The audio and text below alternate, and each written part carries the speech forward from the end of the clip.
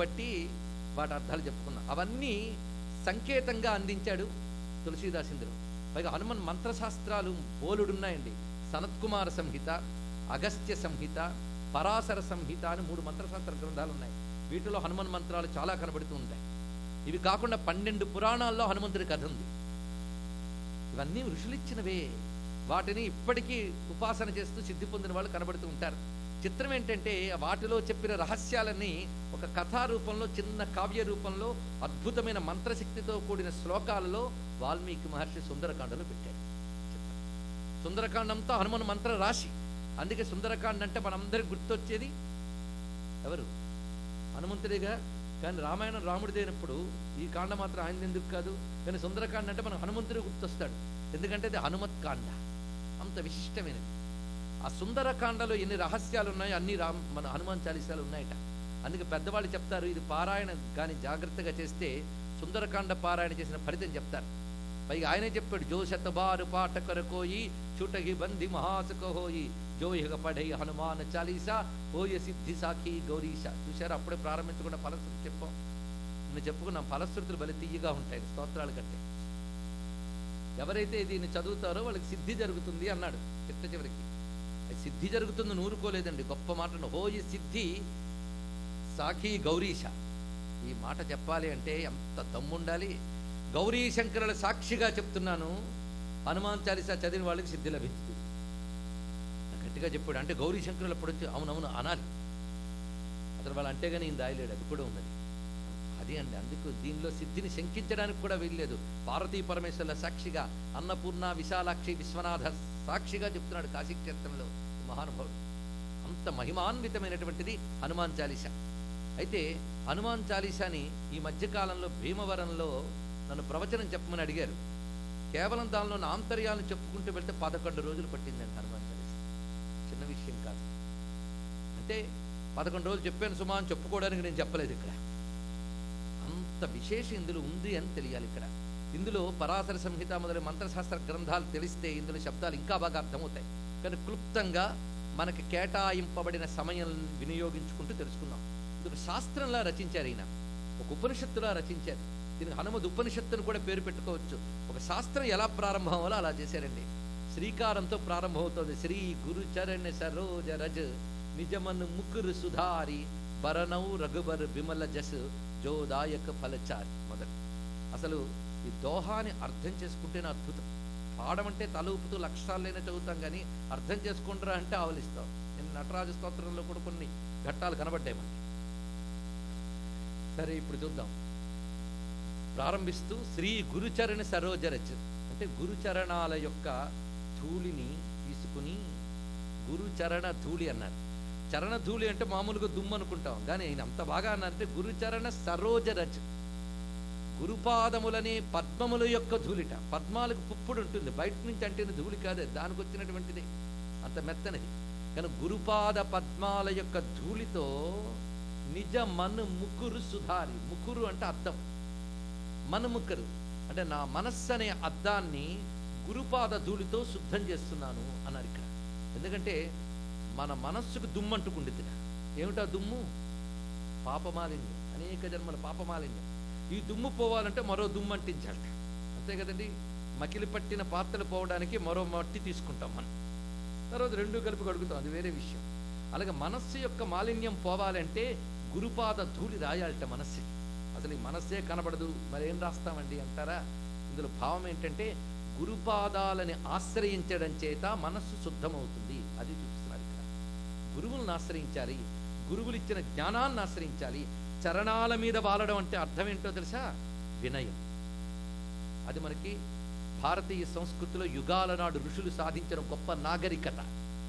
ఆ నాగరికత ఇంకా పాశ్చాత్య దేశాలకి తెలియదండి. గురువుల దగ్గర వినయంగా ఉండాలని, పెద్దల దగ్గర తలవంచాలని పాశ్చాత్య దేశపు పిల్లలకి తెలియదు. ఎందుకంటే సంస్కారాలు లేని దేశాలు ఇవి. ఇలా అన్నామని అనుకోవద్దు. సంపద ఉన్నంత మాత్రాన గొప్పతనం కాదు, సంస్కారం ఉండాలండి. సగర్వంగా చెప్పగలం, భారతదేశాల నాగరికతలకి, సంస్కారతులకి యుగాల నుంచి ఆదర్శం, ఆధారం. అది మాతృదేవో భవ, పితృదేవో భవ, ఆచార్య దేవో భవ లేనివాడికి ఈ జీవితం ఏంటంటే పై జీవితం ఏంటండి? అందుకే ప్రపంచం ఆశ్చర్యపోయే జ్ఞానాన్ని యుగాల క్రితం ఇచ్చింది. వివేకానంద ఈ దేశంలో గర్జించాడంటే గురుచరణ సరోజరజ ప్రభావమే, రామకృష్ణ పరమహంస ప్రభావం. అవునా కాదండి? అందుకు గురువుల దగ్గర వినయంగా, అందుకు పాదాలు అని చెప్పారంటే వినయం. తల వంచితే గాని ఆ తలకి జ్ఞానం రాదు, ఇది తెలుసుకోవాల్సినది. అందుకు గురుచరణాలని ఆశ్రయించడం అనే వినయ సంస్కారం చేత నా మనస్సు నిర్మలమైంది. అప్పుడు నేను రఘువతిని వర్ణిస్తున్నాను. వరనౌ రఘుబరు విమల జస్. రఘువర్ అంటే రామచంద్రమూర్తి, రాముని యొక్క విమలమైన కీర్తిని వర్ణిస్తున్నాను నేను. అంటే చెయ్యబోతున్న పని ఏమిటి? మొత్తం దోహలు ఎన్ని చెప్పాడు, రాముణ్ణి వర్ణిస్తున్నాను. వర్ణించడానికి అర్హత ఉండాలి. ఏమిటా అర్హత? పాడగలిగే శక్తి, రాయగలిగే శక్తి కాదుట, నిర్మలమైన హృదయం. నిర్మలమైన హృదయంతోనే రాముణ్ణి వర్ణించాలి. నిర్మలమైన హృదయం రావాలంటే గురుచరణాలను ఆశ్రయించాలి. అది క్రమం చూపిస్తున్నాడు. కానీ గురుచరణాలని ఆశ్రయించి గురువు యొక్క అనుగ్రహం చేత మనస్సు నిర్మలమైతే, నిర్మలమైన మనస్సుతో రాముణ్ణి వర్ణిస్తాను. ఇక్కడ వరకు ఒప్పుకుంటామండి. రాముణ్ణి వర్ణిస్తే నాకేమొస్తుందిట? ప్రశ్న వేసి చదువుకుంటుందిగా, నాకేంటట? ఎందుకు వర్ణిస్తున్నావంటే చెప్పాడు, జోదాయక్ ఫలచారి. రాముణ్ణి వర్ణిస్తే ఫలచారి, 4 ఫలములు లభిస్తాయి. రామ వర్ణన యొక్క ఫలం ఏమిటి? 4. ఏమిటా 4? ధర్మ అర్థ కామ మోక్షాలు. ఈ 4 లభిస్తాయి. ఇందులో మధ్యలో 2 అంటే చాలా మందికి ఇష్టం. అర్థం తెలిస్తే ఏమిటవి? అర్థం కామం, అంతే కదా. కానీ ముందు ఒకటి వెనకాల మరొకటి ఉన్నదిట. మొదటి దానికి మొగుడు లేడు, కడదానికి కళ్యాణం అని. ముందు ధర్మమే లేనప్పుడు ఇంక మోక్షం ఎక్కడండి ఇక్కడ? అందుకే ఇక్కడ ధర్మ అర్థ కామ మోక్షములు అని చెప్తారు. ఈ 4 ఇవ్వగలిగే శక్తి దేనికున్నది? రామకథకు. అంతేరా? అయితే తులసీదాస్ అంత బాగా చెప్పాడండి. చతుర్విధ పురుషార్థాలు సాధించాలి అంటే రామకథని వర్ణించాలి. అది కేవలం అర్థకామాలనే కాదు, జన్మ చరితార్థతంతటినీ ఇస్తున్నది. అందుకు వర్ణిస్తాను. రామకథని వర్ణించాలంటే నిర్మలమైన అంతఃకరణం కావాలి. నిర్మలమైన అంతఃకరణం కావాలి అంటే గురువులను ఆశ్రయించాలి. ఒక్క దోహాలో ఎంత పెట్టాడు ఇతరుడు మహానుభావుడు. అందుకే ఇది కలకాలం నిలిచిపోయింది. ఇంత శక్తిని పెట్టాడు. ఇది విని ఇంటికెళ్ళి ఆలోచిస్తే, ఒకవేళ బాగుపడాలనే యోగం ఉంటే ఎంత అద్భుతమైన భావాలు నాకంటే మీకు తోస్తాయి. ఒక్క దోహాలో ఎంత చెప్పాడో చూడండి. అయితే ఇక్కడ మనం కొంచెం గట్టిగా పట్టుకోవాలి. తులసీదాసు, నువ్వు రఘువరుని వర్ణిస్తానన్నావు, చేసిందేమో హనుమాన్ చాలీసా. ఎలా చెప్పేవయ్యా మొదట ఆ మాట అని అడగద్దు మనం. అడగాలంటే మనం జాగ్రత్తగా వినాలి కదా. మరి చేసిందేమిటి? హనుమంతుడిని వర్ణిస్తే వరణవు రఘుబరు ఎలా అవుతుందండి? అవుతుందిట. ఎందుకంటే భక్తుడిని వర్ణిస్తే భగవంతుడిని వర్ణించినట్లే అన్నారు. ఎందుకంటే భక్తుడికి తనదంటూ అస్తిత్వం ఉండదు, అతని నామరూపాల భగవదంకితం. అందుకు భక్తుడు చేసిన పని అంతా ఎవరి పని? హనుమంతుడు చేసిన పని ఎవరిది? రాముడిది. హనుమంతుడు చేసిన ప్రతి పనిలో లక్ష్యం రాముడు, లక్షణం రాముడు. కనుక హనుమంతుని వర్ణించడము అంటే రాముడిని వర్ణించడమే. ఎందుకంటే హనుమంతుడి హృదయంలో రాముడు ఉన్నట్ట. అప్పుడు హనుమంతుడిని పట్టుకుంటే ఏమైంది? హనుమంతుడి హృదయంలో ఉన్న రాముడిని కూడా వర్ణించడమే కదా. అందుకు భక్తుడిని వర్ణిస్తే భగవంతుడిని వర్ణించినట్లే. పైగా నేరుగా భగవంతుని వర్ణించే కంటే భక్తుడిని ద్వారా భగవంతుని వర్ణించడం ఇంకా బాగుంటుందండి. ఇది ఎలాంటిదంటే ఒక చక్కటి ఉపమానం చెప్పవచ్చు. సూర్యకాంతి మీద పడితే ఆ వేడి తట్టుకోలేము, నిజమే, చాలా తీవ్రంగా ఉంటుంది. అదేవిధంగా అద్దం పెట్టండి, అద్దంలో పడిన సూర్యకాంతి మొహం మీద పడింది అనుకోండి, అది ఇంకా వేడిగా ఉంటుంది. అవునా లేదా? ఇంకా అసలు చూడలేం. ఇంకా సూర్యుడినైనా కాస్త చూడగలమేమో కానీ అద్దం మించపడిన సూర్యకాంతిని అసలు చూడలేం, అది ఇంకా తీవ్రంగా ఉంటుంది. అందుకే రాముడు సూర్యకాంతి లాంటి వాడు, హనుమంతుడు అద్దం లాంటివాడు. అద్దం లాంటి హనుమంతుల్లోంచి కనబడే రాముని ప్రభావం ఇంకా అద్భుతంగా ఉంటుంది, ఇంకా తీవ్రంగా ఉంటుంది. అది వరణం రఘువరు విమల జస్.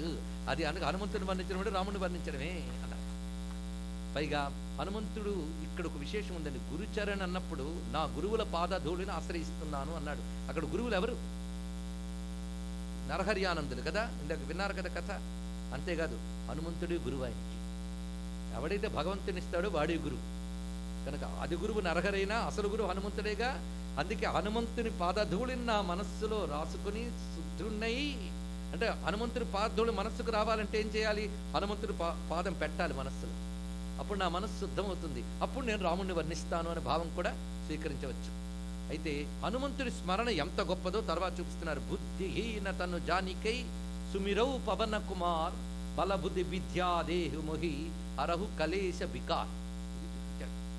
స్వామి, ఈ శరీరం బుద్ధిహీనత వల్ల కలిగింది. ఒకటే మాట చెప్పండి, అర్థం కావాలంటే వేదాంత శాస్త్రం అంతా తెలియాల్సిందే. ఎందుకంటే అవిద్య, కామ, కర్మ వీటి వల్ల జన్మ వస్తుంది. ముందు అవిద్య అంటే పరమాత్మ జ్ఞానం లేకపోవడం, దానివల్ల కామం, దానివల్ల కర్మ, కర్మ వల్ల జన్మ. ఇది ఒక కంటిన్యూటీ ప్రాసెస్. అని మొట్టమొదటి బుద్ధిహీనత అంటే అవిద్య, అజ్ఞానము అని. బుద్ధిహీనత అంటే ఏమిటంటే ఇగ్నోరెన్సా, ఇన్నోసెన్సా? బుద్ధిహీనత అంటే ఒక్కటే, పరమాత్మ జ్ఞానం లేకపోవడం, అంతే. ఇంకే పెద్ద డెఫినేషన్ వెతుక్కోక్కర్లేదు. భగవజ్ఞానం లేకుండా బ్రతికితే బుద్ధిహీనత. వాడు పెద్ద సైంటిస్ట్ అండి, లాభం లేదు, వాడు ఈ కేటగిరీలోకి వస్తాడు. భగవజ్ఞానం లభించే వరకు అందరూ బుద్ధిహీనత. ఆ బుద్ధిహీనత వల్లే తను జానికే బుద్ధిహీనతను, బుద్ధిహీనత వల్ల కలిగినటువంటివి దేహములు. తెలిసింది అంటే బుద్ధిహీనత వల్లే దేహం కలిగిందనే బుద్ధి వచ్చిందండి. అదే తెలుసుకోవాల్సింది. ముందు అజ్ఞానాన్ని గుర్తిస్తే సగం రోగం పోయింది. అంతే కదా, డయాగ్నైజ్ చేస్తే హాఫ్ ట్రీట్మెంట్ ఇస్ డన్. అందుకు డయాగ్నైజ్ చేసుకోవాలి. బుద్ధిహీనతను జానికే. ఎప్పుడైతే ఈ శరీరం బుద్ధిహీనత వల్ల కలిగిందని తెలిసిందో అప్పుడు ఏం చేయాలి? సుమిరవు పవన కుమార్, వాయుపుత్రుణ్ణి సుమిరవు స్మరిస్తున్నాను. స్మరిస్తే ఏం జరిగింది? బలబుద్ధి విద్యా దేహుముఖి అర్హు కలేశ వికార్. ఎప్పుడైతే నిన్ను స్మరించానో స్వామి, నువ్వు నాకు బలము, బుద్ధి, విద్య ప్రసాదించు. ఈ మూడు కావాలట. బలం ఎందుకు కావాలి? శుభ్రంగా బతకడానికి కదా, కాదు. శరీరానికి బలం ఉంటేనే సాధన చేయగలం. అందుకు నా శరీరానికి పటుత్వాన్ని ఇవ్వు, నా బుద్ధి జ్ఞానం ఇవ్వు. ఈ రెండిటితో ఏది తెలుసుకోవాలో తెలివినివ్వు. అది మూడవది విద్య. బల, బుద్ధి, విద్య. బలము శరీరానికి, బుద్ధి మన అంతఃకరణానికి, జ్ఞానము. అక్కడ బుద్ధి శబ్దానికి జ్ఞానం అని అర్థం. ఈ జ్ఞానము ద్వారా తెలుసుకోవలసిన పరమాత్మని నాకు ఎలా తెలుసుకోవాల మార్గం, అది విద్య. ఈ మూడు నాకు ప్రసాదించవయ్యా. ఈ మూడింటి ఫలితంగా నాకు రావాల్సింది ఏంటో తెలుసా? హరహు కలేశ వికార్. కలేశ వికార్ అంటే క్లేశ వికార, ఇది అర్థం. ఇది అవధి హిందీ భాషలో రాశారు కానీ సంస్కృత శబ్దాలు ఎక్కువండి. భారతదేశంలో ఏ భాషలోనైనా సంస్కృతం కలిసి ఉంటుంది. జనని సంస్కృతంకు సకల భాషలకు. అందుకే కలేశ వికార్ అంటే క్లేశ వికార నట్ట. నా క్లేశములు వికారములు పోగొట్టు, ఇది ఫలితం. ఎంత చక్కగా అడిగాడు చూడండి. అంటే హనుమంతుడిని స్మరిస్తే మనకు బలం వస్తుంది, బుద్ధి వస్తుంది, విద్య వస్తుంది. మూడింటి ప్రయోజనంతో మనకు రావాల్సింది ఏమిటి? క్లేశ వికారములు నశించుట. ఇప్పుడు క్లేశం అంటే ఏంటి, వికారం అంటే ఏంటి? ఒకవేళ అర్థం చెప్తే వినడానికి సిద్ధమేనా? సిద్ధమే గనకనే ఇక్కడికి వచ్చామండి అని అంటారా? సిద్ధమైతే చెప్తా, లేకపోతే నాకెందుకు టైం వేస్ట్. సిద్ధమేనా? క్లేశము వికారం అంటే ఏమిటి? మనకు తెలిసి క్లేశ శబ్దం ఎప్పుడైనా విన్నారా? అది కొంతైనా భాషా జ్ఞానం ముందుకు నేను పరమానంద భరితుడు నేర్పుతున్నాను అనుకోవాలి. క్లేశము అంటే కష్టం కదా, కానీ ఇవి వ్యవహార శబ్దాల్లో క్లేశం అంటే కష్టం అని అర్థం. కానీ శాస్త్ర శబ్దాలు, ఈ టర్మ్ శాస్త్రీయమైన టర్మ్, దానికి అదే అర్థం చెప్పాలి, శాస్త్రీయమైన అర్థం. క్లేశం అంటే ఏమిటి, వికారం అంటే ఏమిటి? వికారం అంటే కడుపులో వికారం పెడుతుందండి. అసలుది లేక అసలుది పోయి ఏదో పనికిరానిది వస్తే వికారం, అంతే కదా. సరే, క్లేశ వికారాలు అనేవి వేదాంతిక్ టర్మ్స్. తులసీదాస్ జ్ఞాని, అందులో హనుమంతుడి దగ్గర రాముడి దగ్గర కూర్చున్నప్పుడు మామూలు కబుర్లు ఆడతారండి, శాస్త్రపు కబుర్లే మాట్లాడాలి కదా. ఈ శాస్త్ర శబ్దాలు.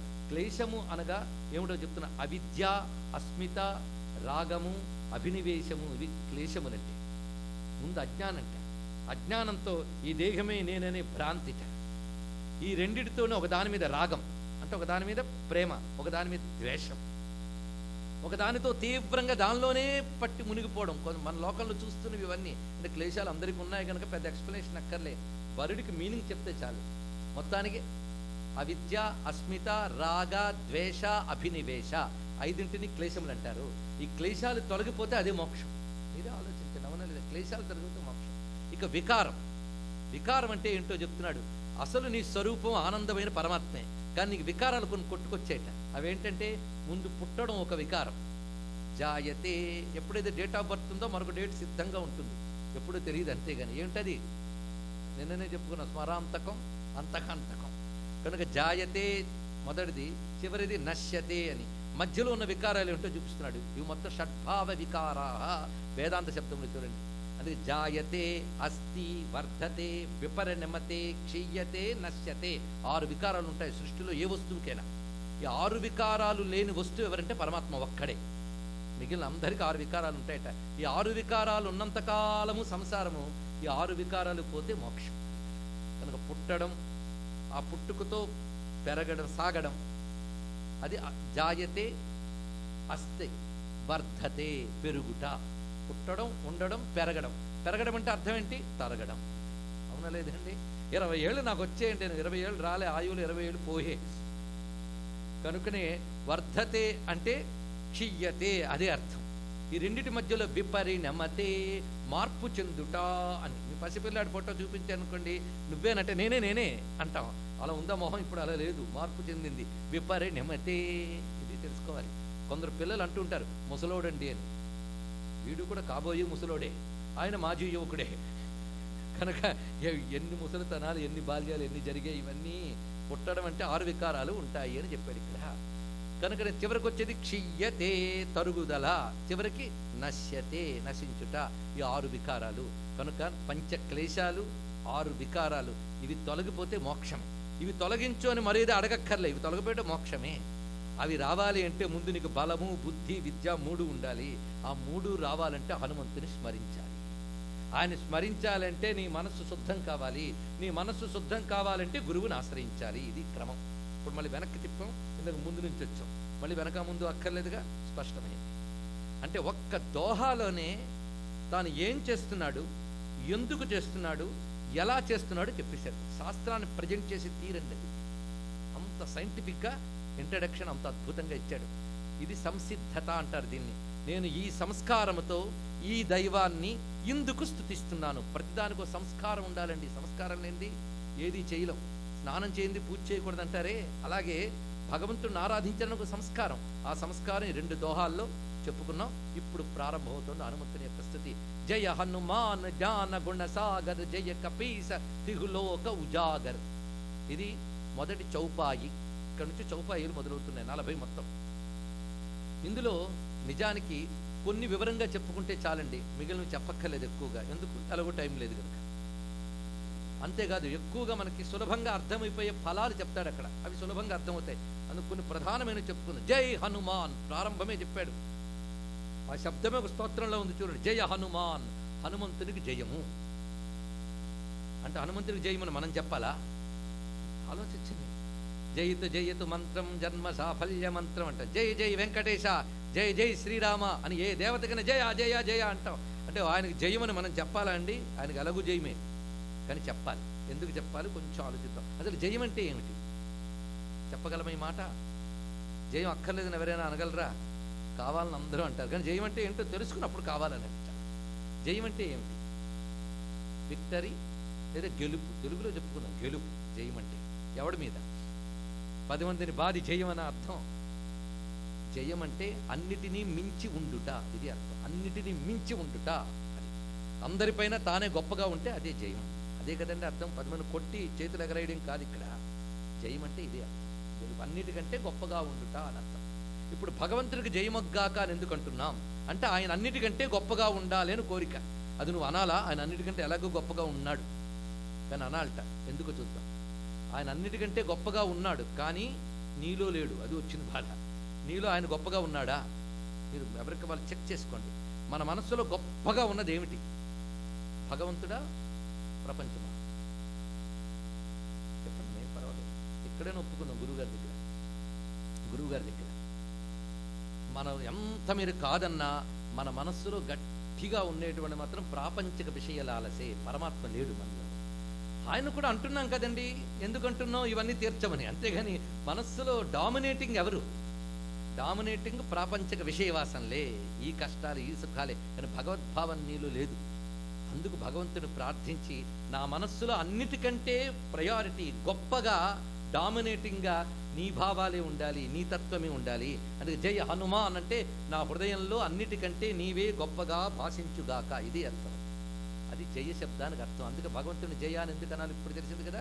జయ హనుమాన్. ఇప్పుడు హనుమాన్ శబ్దానికి అర్థం తెలుసుకుందాం. ఎందుకంటే హనుమాన్ ఒక మహామంత్రం. హనుమాన్ అని ఒక 5 మార్లు కానీ అనుకుంటే అది జయ శబ్దంతో శ్రీ హనుమాన్, జయ హనుమాన్, జయ జయ హనుమాన్, ఇది మహామంత్రం. ఇది ఎలాంటి కార్యాన్నైనా సిద్ధింపజేస్తుంది అని అంటారు. అలాగే 12 మాత్రేన హనుమాన్ నామం అంటే 12 మార్లు హనుమాన్ నామం పలికి పెడితే విజయం తథ్యంగా లభిస్తుందని మంత్రశాస్త్ర గ్రంథాలు చెప్తున్నాయి. అంత శక్తి ఉంది హనుమాన్ నామానికి.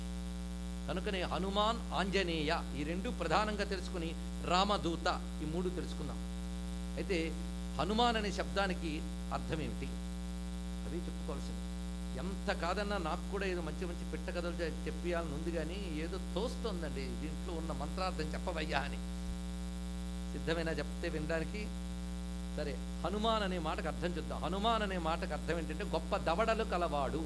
దవడంటే తెలుసా? నాకు ఇంగ్లీష్లో దాన్ని సరిగ్గా తెలియదండి. దవడలు మాత్రం ఉన్నాయి. దవడ లోపల భాగాలు మనం పలకడానికి పనికొచ్చే దవడలు. గొప్ప దవడలు కలవాడు అని అర్థం అండి ఆయనకి, హనుమాన్ నామానికి. ఎందుకయ్యా అలా అన్నారు అంటే, ఆయన బాల్యంలోనే సూర్యుడి దగ్గరికి వెళ్ళినప్పుడు ఇంద్రుడు వజ్రాయుధంతో కొట్టేట దవడ మీద. అయితే వజ్రాయుధం దెబ్బ తగిలితే ఏది మిగలదండి.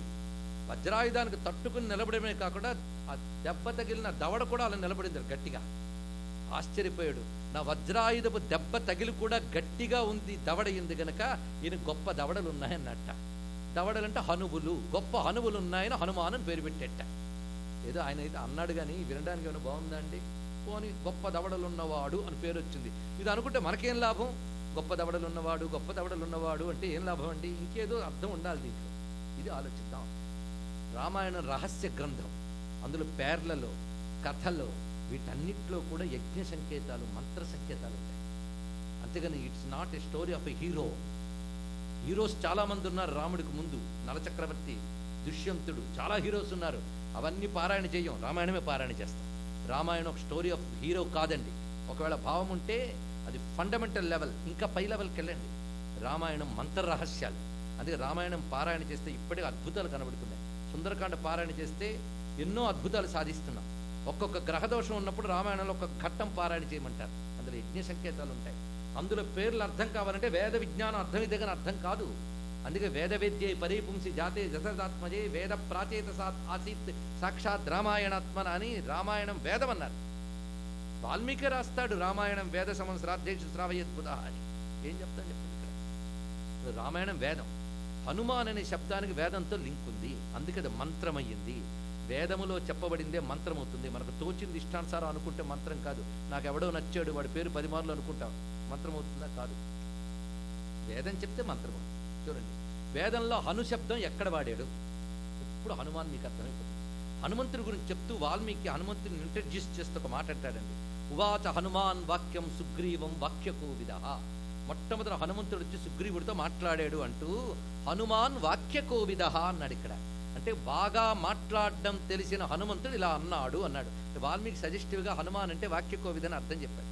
అందుకే హనుమంతుడు సీతమ్మతో మాట్లాడుతూ సుందరాకాండలో హనుమానిత విఖ్యాతో లోకే స్వేనైవ కర్మణ అంటాడు. ఇక్కడ నన్ను హనుమాన్ అంటారమ్మా లోకంలో. అనడం ఎందువల్లంటే నేను చేసిన పని బట్టి నాకు ఆ పేరు వచ్చిందన్నాడు. ఇప్పుడు గొప్ప దవడలు ఉన్నవాడన్నది లేదు, ఇంకోటి వచ్చేసింది అర్థం. హనుమంతుడే సజెస్టివ్గా ఇచ్చాడు. ఇప్పుడు మనం చూడాలి, గొప్ప దవడలు అంటే వాక్యకోవిద. దీనికి ఇప్పుడు వేదంలో మంత్రంకి వెళ్దాం. ఎలా ఉందో చూడండి. అధరాహను పూర్వ రూపం, ఉత్తరాహను ఉత్తర రూపం, వాక్ సంధానం జిహ్వా సంధి. పూర్వం యజ్ఞం చేసేటప్పుట 2 జమ్మి చెక్కలు తీసుకొచ్చి ఒకటి కింద పెట్టి పైన కవ్వంలో పెట్టి చిలుకుతారు. అప్పుడు మంట పుడుతుంది. అది అరణి మధించి సాధించిన అగ్ని అంటారు. దానితో యజ్ఞం చేస్తారు. ఆ అగ్ని కావాలి. అంతేగాని కర్పూరం బిళ్ళలు అగ్గిపుల్లలు కాదుట.